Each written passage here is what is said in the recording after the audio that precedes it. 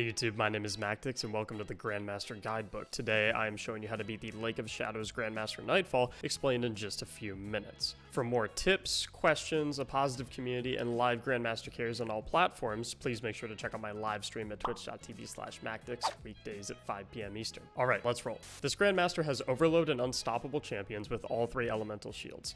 Hunters want Bottom Tree Tether with Omnioculus, Titans want Bubble with any extra Titans running Thunder Crash with Curious of the Falling Star, and Warlocks want Well of Radiance with any extra Warlocks running Nova Bomb. For weapons, a lot of stuff works here. Key things to mention are make sure you have either 3 swords or 3 1000 voices, because we are absolutely burning this boss. Falling Guillotine is the best sword option, with Relentless Strikes and Whirlwind Blade being the perks of choice, while Titans can run Throne Cleaver if they want to. This is what my fire team ran, and it worked perfectly for us. For mods here, Protective Light, Taking Charge, Particle Deconstruction, and Concussive Dampener are awesome here. As far as champion mods, stick to Overload Bow and Unstoppable Fusion. The swords are for smacking the boss, not stunning champions.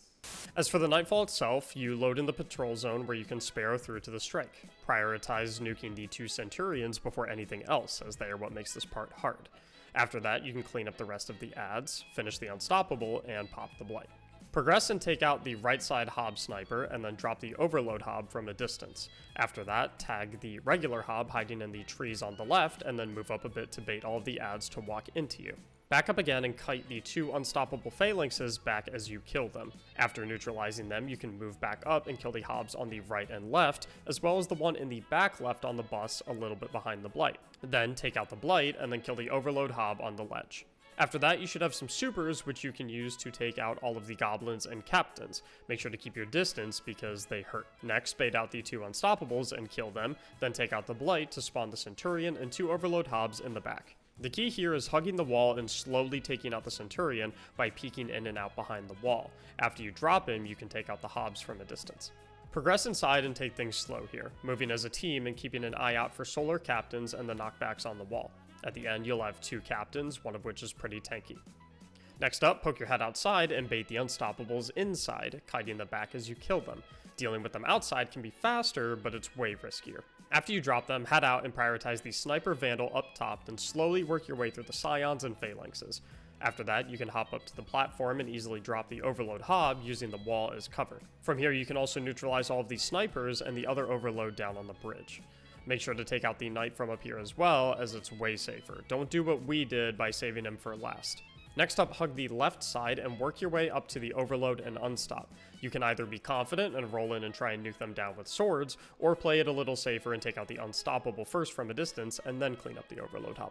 Head inside and hug the right wall, keeping the Unstop stunned as you clean up the trash. Standing at the entrance to this room will have you standing in fire from the Knights up top. And remember, there's no shame in retreating out to get your footing again. Once those are dealt with, cautiously take out the Knight, followed by the Knight and Overload Hob on the other side of the river, followed by another Knight on the exit.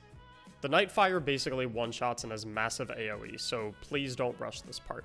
Progress through the next room, taking out the adds slowly from a distance and then jumping the wizard, or taking her out from far away with well-placed nades.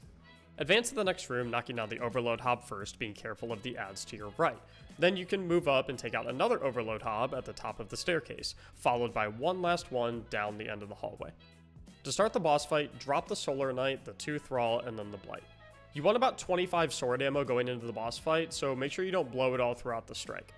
Drop the tether on his spawn as he is coming in if you have one. After the tether is dropped, plop down the bubble or well, and then throw any thunder crashes or nova bombs you might have, and then sword him until he is dead.